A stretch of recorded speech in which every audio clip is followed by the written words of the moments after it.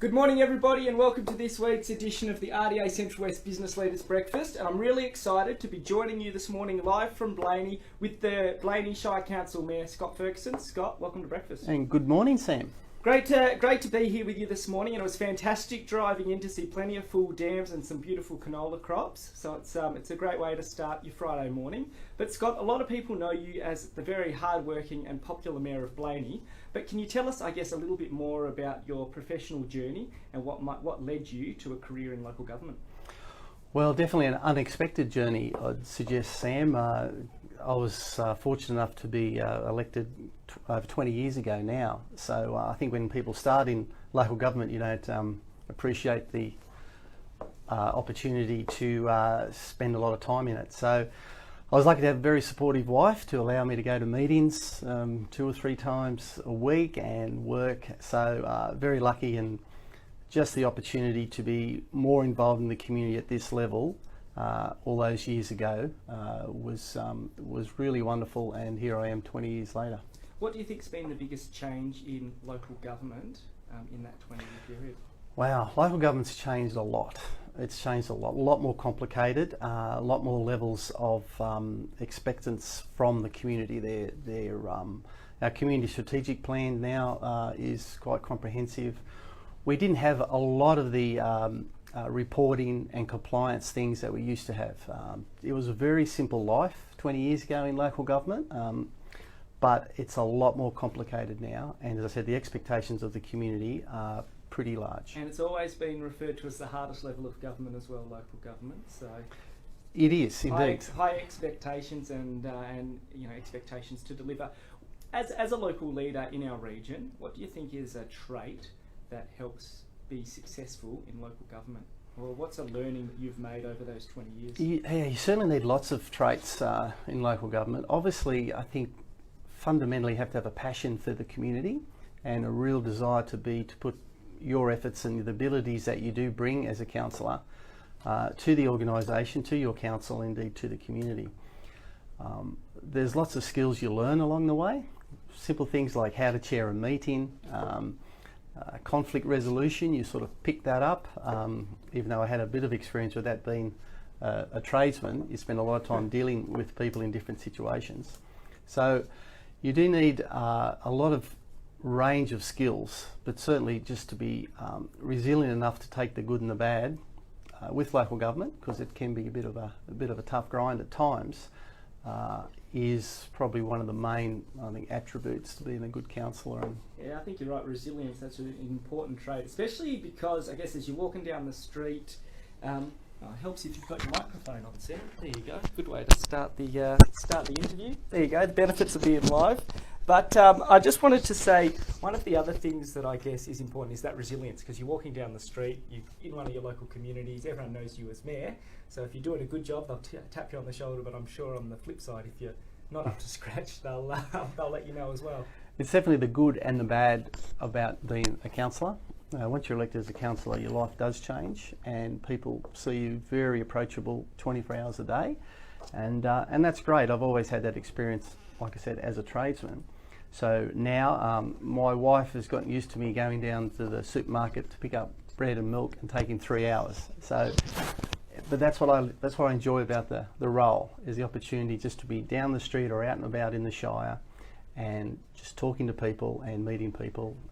Yeah, absolutely. And I guess one of the things that you said just off camera before we started this morning was your role in Rotary and how that was a bit of a stepping stone into local government. I believe you were the chairman of the local Rotary here for a number of years. Can you tell us what was some of the value that you got out of being involved in Rotary, and why are those community organisations so important to regional communities?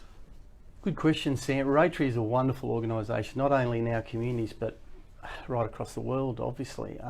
As I got involved in Rotary very young, and I was lucky enough to be invited, and I was the role you mentioned to as Community Service Director for a few years, and that's where I started getting involved with council and council projects. The beauty of what I liked about Rotary is the opportunity to spend time with people that you normally are not in your circle, either older people or different professional people. And I really enjoyed making friends and spending time with those sort of people in our community that I didn't really know, but through Rotary got the opportunity to spend time. And so through Rotary, the Heritage Park project, I remember, came up. Heritage Park was just a big open with 2 swings and 6 trees, really. And Rotary decided that it would make it a project to develop Heritage Park. And who would have imagined all those years ago what we have there now? But that was my first engagement with council. We came to council and made a presentation about what we saw, and that's where I got interested in council, and I had some people I knew on council who encouraged me to run. Okay. Yeah, look, that Rotary, they make a huge contribution to the communities of the Central West and beyond. Might actually put the link up to Rotary for anyone who's looking to make a contribution or get involved, because as you've said, Scott, and myself, I've had an involvement with Rotary previously. The involvement and the contribution that they make to our region and our local communities is absolutely important.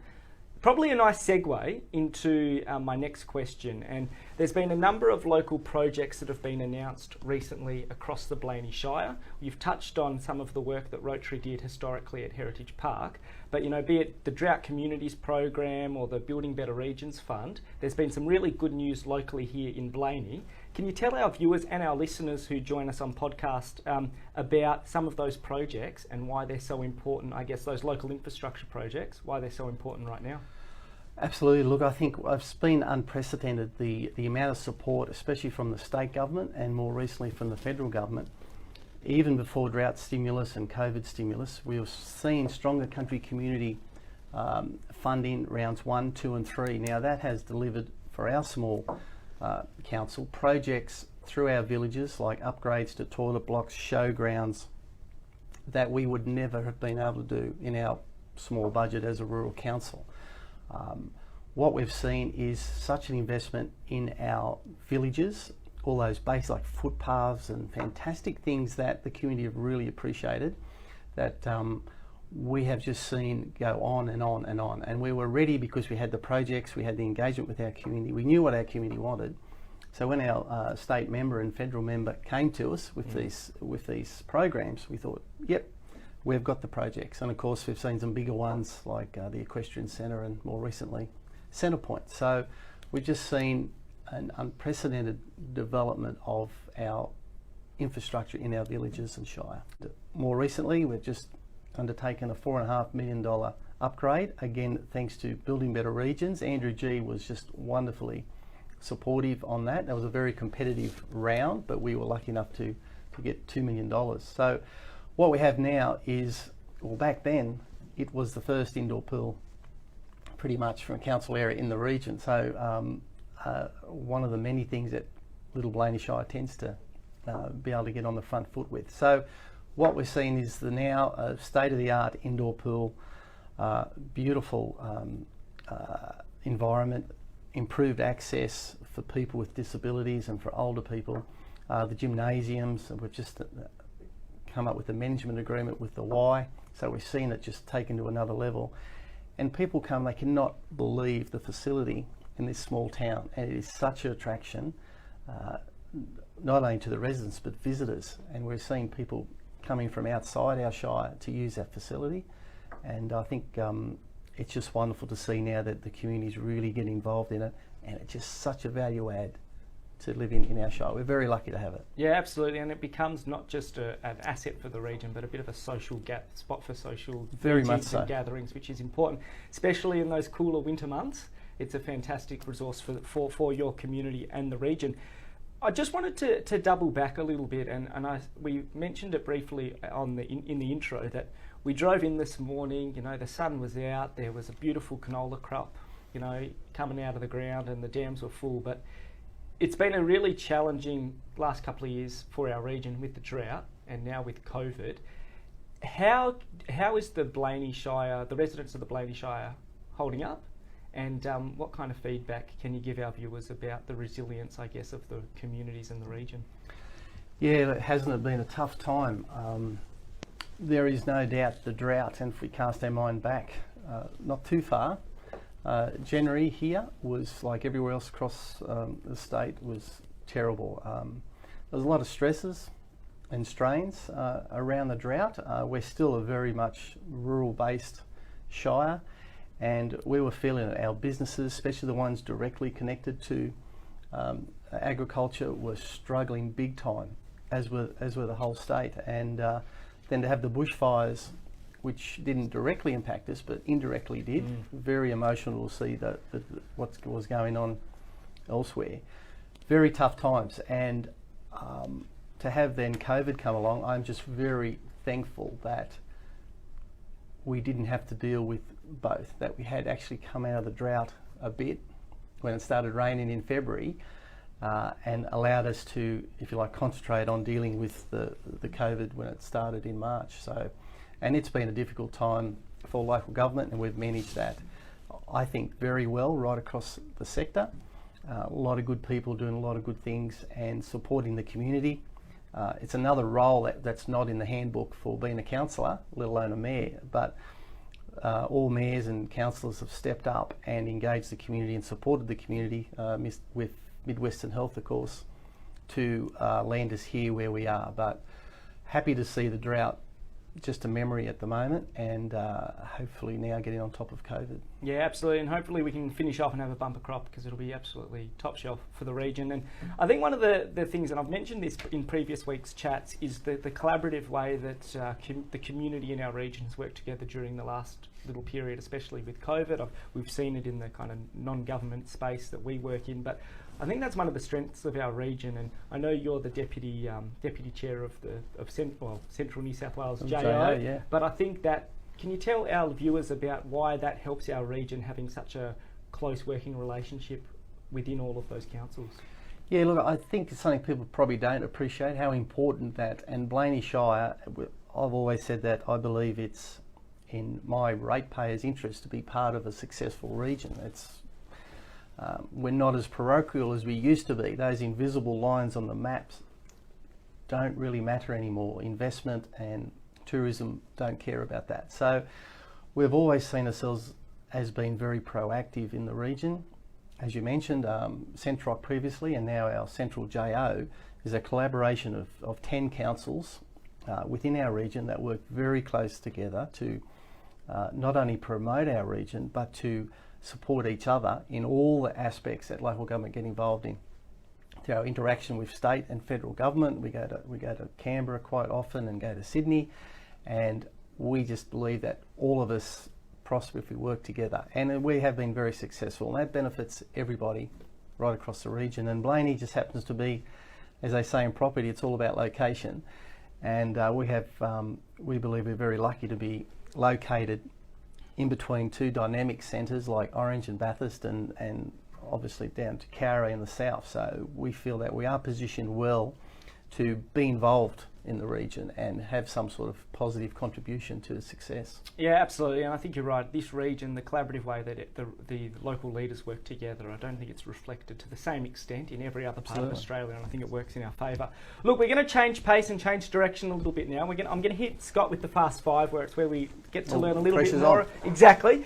Best local event or festival in Blayney, or the Blayney Shire? Oh, geez, we've got a lot. Some big ones, but I'd have to say my favourite would have to be Millfest in Millthorpe, where they actually close Pym Street just before Christmas, and it's very informal and it's fun and it's just a really great afternoon. Well, I'm a big Carcoar Running Festival fan. I did it last year. The amount of people that had come in to do that event was incredible, and it was a beautiful run as you come down the hill back into town. Top shelf, that one. Hidden talent or hobby that people might not know you have? Yeah, well, I'd like to think I've got a couple. I guess I do, not to have any time for any of it, but would you believe I'm a bit of a model train buff? Okay. And given the time, I don't mind trying a little bit of watercolour painting. I wouldn't have picked the watercolour painting, but there you go. Well, I'm not going to ask you to do a Mr. Squiggle for us this morning, so we're good to go. Hidden gem of Blayney or the Central West. So this could be a person, a place, a venue that people that might visit your region might not be aware of, but when you have visitors coming to the region, you usually bring it to their attention. Yeah, look, we're fortunate enough we've got such wonderful colonial history here. The hidden gem, which now is becoming unhidden, is definitely Carcoar for me. The village there, which has been very quiet. It's the town that time forgot, and literally that is correct, but we're seeing such a resurgence in that little village now. And I love being there when visitors come, it's the first time they've been to Carcoar, because it's so unique. There's only 2 or 3 places like it in Australia. Yeah, it is. You're absolutely right. I believe there's some, a new restaurant down there, and things are really starting to go forward. A lot of business, yeah. There's real renaissance in Carcoar. It's wonderful to see. Yeah, and look, it could quite well turn out to be the next Millthorpe, fast forward a few years. Absolutely, and both those communities are now working together to try to leverage off come out for a weekend and spend a day in Millthorpe and a day in Carcoar and have that wonderful village experience, which is and the community's driving that, which is great. Yeah, it is, absolutely. Who would play you in a movie of your life? Okay. I would. Who would you like? Who do you think could do it justice? I'd reckon John Cleese. John Cleese, okay. Because I like to think that you try to find the humour in every day-to-day, no matter how boring or repetitive life can get for us at times. Someone like John Cleese, always find that quirky, funny aspect of us as humans, what we do. Even here this morning. Yeah, I'm sure there's a joke in it somewhere. I'm sure there is. It would be an definitely John Cleese. Entertaining movie. Best bit of advice you've had from a previous mentor? Yes, look, I've been fortunate to have a lot of good advices. I think that old one that I do work hard on is to listen. And people go, oh, well, we all listen, and yes, that is a good skill to have. But I've found in my experience dealing with people is that not have to listen, but try to put yourself in their shoes, because we all have our own perceptions and experiences. But to really listen and to be sympathetic to someone's point of view is a skill, and you really need to continue to work hard at that, to try to put yourself in other people's shoes and see that situation from their point of view, and that's what I try very hard to do. Yeah, especially as an elected member, I guess that's an important trait or skill to kind of continue to work on, because it will result in probably better policy outcomes at the end of the day and better local delivery for your region. Absolutely, because I've come across plenty of people in positions that have their own opinion and they're strong on it, and this is what's going to happen, but it doesn't really work when you're trying to engage people and trying to actually reflect what the community wants. You really need to understand and listen to what they do want and try to respond to it. No, that's very sound advice. Now, as we've touched on earlier, you've been in local government for 20 years. There's been some changes in that period that we've mentioned, but what would be one of your proudest achievements in that period? And on the flip side of that coin, what's an unfinished bit of business for you that you'd like to tick off, or a missed opportunity? Well, proudest achievements, I guess. Certainly having the opportunity to be mayor. I never started off as a councillor. I was just happy to be and surprised to be elected, and wanting to be just part of the team and contribute to it. So certainly extremely proud to be elected as mayor now in my coming up to ninth year. So but I think during the turbulent times of the merger proposals, my frustration has always been that our community didn't really understand or appreciate what council does. Certainly the people in the buildings and our outdoor staff. But the merger stuff, I was very proud to see the community come out and say, actually, we do want you in our community. We might criticise you, and we might have our differences, but at the end of the day, we need local government in our community. And it was really nice to see people come out and be very positive about our little organisation and what we do. Yeah, absolutely. Local government, it's in a lot of regional centres, it's the conduit to bring in the community together, but it's also a major employer in a lot of regions, and they play an absolutely vital role. Now, your wife and yourself, we've touched on it, run a successful plumbing contracting business. What's one of the skills that you think coming from a small business background has helped you into public life? Well, I think I'm pretty much the only tradie, I think, that's a mayor in New South Wales, but certainly been in the trades where you're out and about every day. So I'm fortunate enough still to work throughout the Shire. I'm working out at Benaree Forestries at the moment. I've got work out at Mandurama and Newbridge and here in Blayney. So previously had the opportunity just in my work life to be out and about all the time, talking to people, lots of different clients. And the building industry is a real it's a really solid core industry.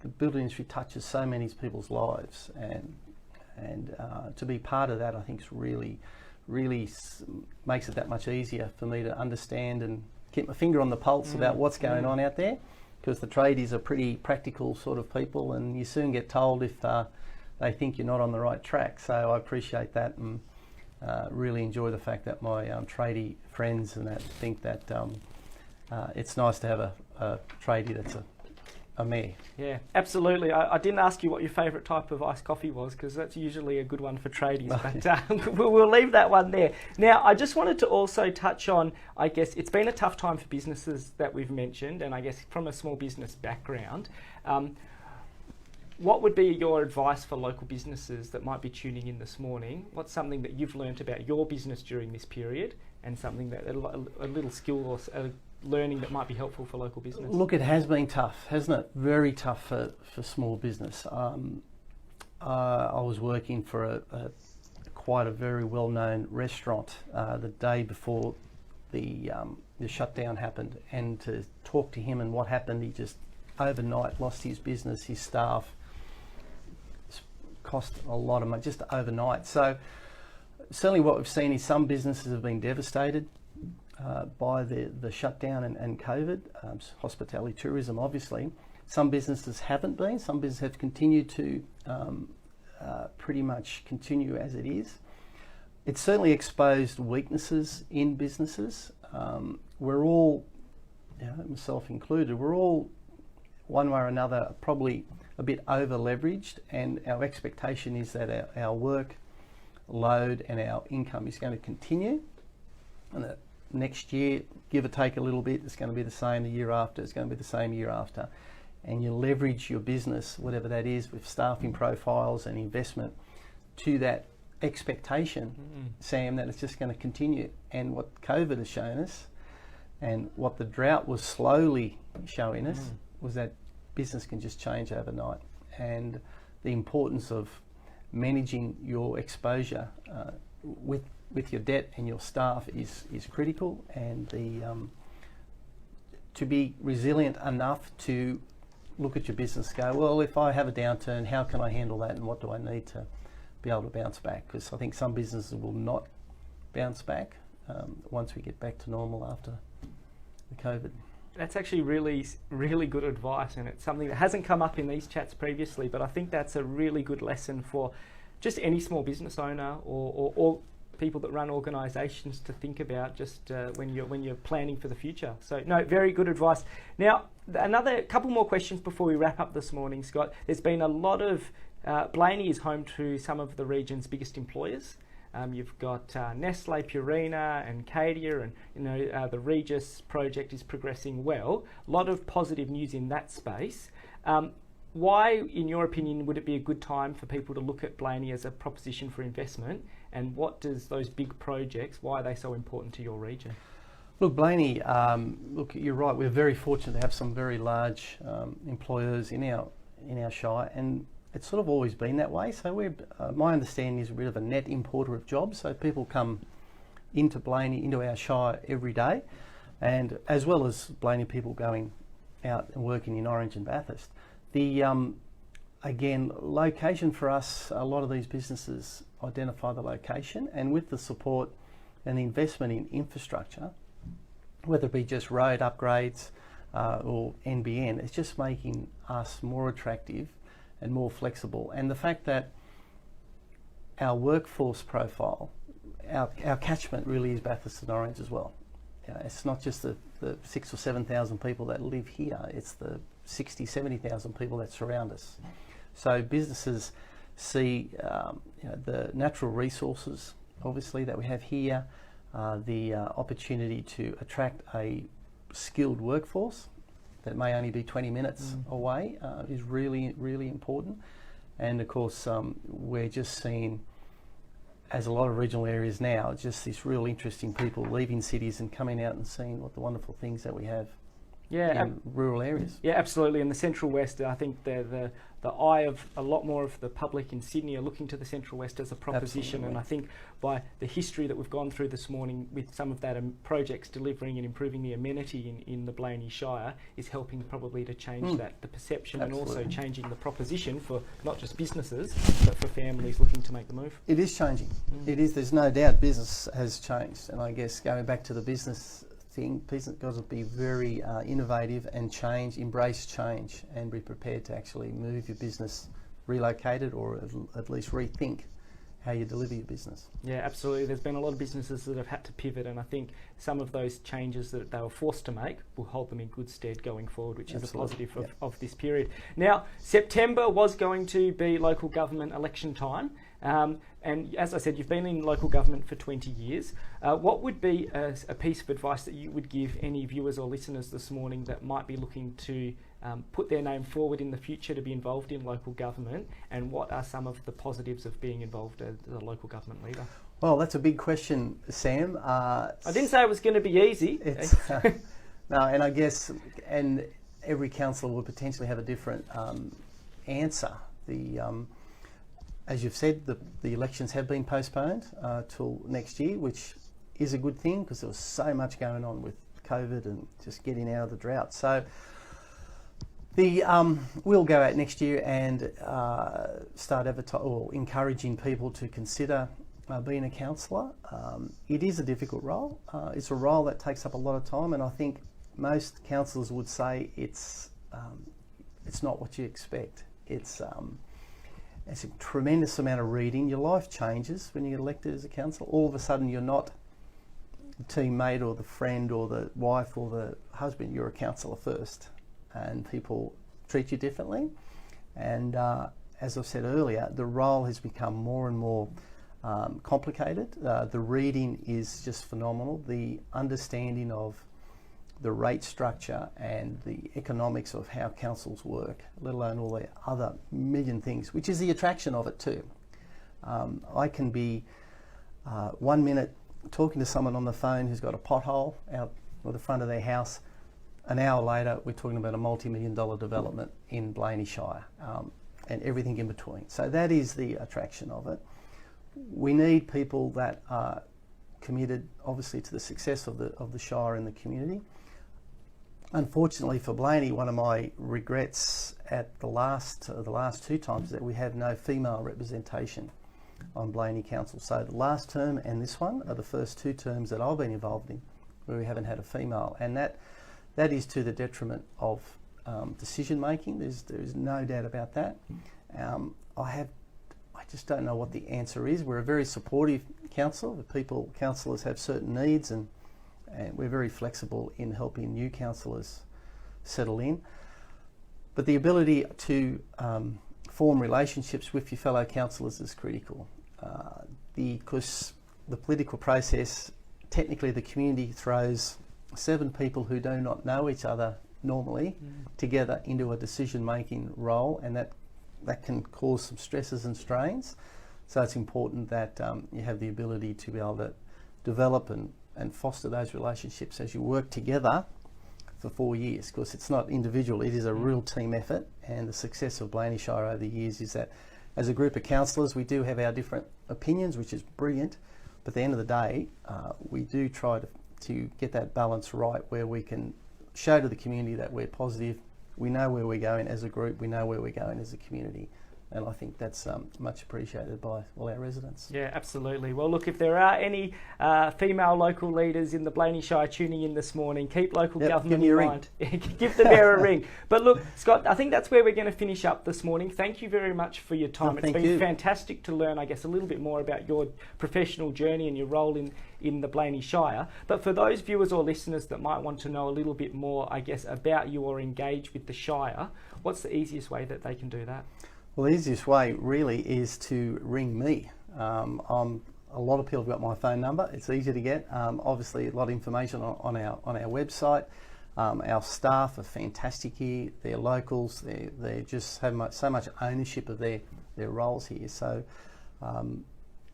just ring council, and we will be going out and encouraging people to be involved in in meetings and opportunities to understand more about council, especially as we head towards the next elections next year. Yeah, absolutely. Well, look, thanks again, Scott. Really appreciate your time. Fantastic to be with you this morning here in Blayney. But look, we'll put the links up for the Shire Council information after this morning's chat, and we'll also put some information about the different villages that's on that website, because I think we've covered off on some of the great stuff that's available in this region. But we all hope you have a fantastic day and a great weekend, and until the same time next week, we'll catch you then when I catch up with Di Gill, but have a fantastic weekend, and we'll see you soon.